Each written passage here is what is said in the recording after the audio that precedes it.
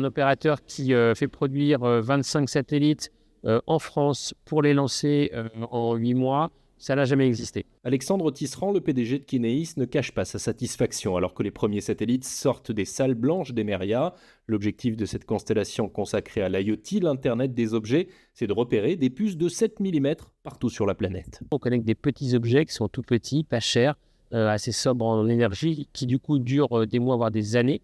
Donc ça nous permet de suivre des animaux sauvages pour les scientifiques, de suivre des bateaux de pêche pour les autorités de pêche, de suivre des wagons de fret pour savoir où ils sont, de monitorer des infrastructures énergétiques, des pylônes, que ce soit des pipelines, des forages, beaucoup de choses. Et ça dans des endroits où aujourd'hui il n'y a pas de connectivité terrestre. Donc on prend une petite puce de 7 mm, on y colle une batterie, un capteur, un petit boîtier, ça fait un objet qui fait la taille parfois d'un demi-pouce, mais plus généralement d'un demi-téléphone, on va dire, et qu'on peut mettre sur n'importe quel objet partout autour du monde. Prenons l'exemple des feux de forêt. Grâce à Kinéis, on va pouvoir, donc, avec ces 25 nouveaux satellites, avoir une information en 10 à 15 minutes partout sur la surface du globe. Les forêts, évidemment, ne sont pas toutes couvertes par des réseaux terrestres. Il n'y a pas beaucoup d'utilité à ça sinon. Et donc, on développe avec un partenaire des capteurs qu'on place toutes les quelques centaines de mètres dans les forêts qui permettent de détecter un niveau de CO2 suffisamment tôt pour qu'en 10-15 minutes, on puisse envoyer aux autorités donc, un potentiel départ de feu qui puisse intervenir très vite. L'antenne conçue par Comat va se déployer en orbite et va permettre au satellite Kinéis d'avoir des oreilles particulièrement performantes, comme l'explique Nicolas Multan, le PDG d'Emeria. Des émissions au sol, il y en a beaucoup de tout type en fait, par nature.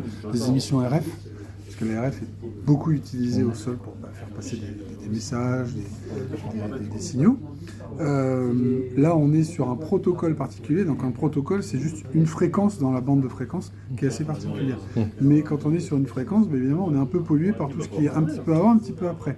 Et donc, arriver à disséminer dans ce brouhaha RF, finalement, qui vient du sol, via les oreilles d'écoute du satellite, des signaux de type d'un niveau de puissance d'une télécommande de garage qui est extrêmement faible. On imagine bien qu'une télécommande de garage, ça émet un signal extrêmement faible, et à 600 km plus haut, on arrive à capter ces signaux-là. Donc ça veut dire qu'on a un satellite avec une propreté électromagnétique qui est quasiment jamais vue. En fait. Ce programme a été lancé et accompagné par le CNES, tant pour créer la société Kinéis que pour la levée de fonds ou pour le transfert de compétences. Pour Caroline Laurent, la directrice des systèmes orbitaux au CNES, c'est d'abord un enjeu de souveraineté et ça préfigure l'accompagnement que peut offrir le CNES à l'écosystème français du New Space. Alors c'est important que ce soit français du début à la fin. Du début, c'est-à-dire tout ce qui est industriel, la réalisation. C'est important que l'argent des contribuables français et de tout le monde aille dans l'industrie française, c'est mieux. C'est important en termes de souveraineté parce que ça veut dire qu'on maîtrise. Quand on en a besoin, c'est disponible.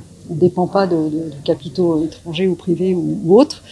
Et on dépend pas d'une. Et après, pour la partie opération, c'est pareil, c'est un business. C'est important que les gens qui vont, les clients, s'ils sont français et européens, c'est important aussi que cet argent, il serve toute la chaîne et il se retrouve après dans des chaînes de fabrication françaises ou européennes. C'est un peu ça la souveraineté, c'est se dire que l'argent, il part pas chez monsieur Musk ou Bezos. Ça ouvre à la fois des perspectives, bon, pour eux bien sûr, mais pour nous aussi, maintenant qu'on a un peu toute la palette de façons d'accompagner les industriels, quelquefois c'est juste de l'expertise technique, mais c'est aussi envoyer des personnels, c'est aussi rentrer un petit peu dans un capital, donc financer par capital un projet, et puis peut-être pourquoi pas juste les opérations. Enfin, ça ouvre toute une palette d'accompagnement possible du New Space, des startups, du spatial, de tout cet écosystème.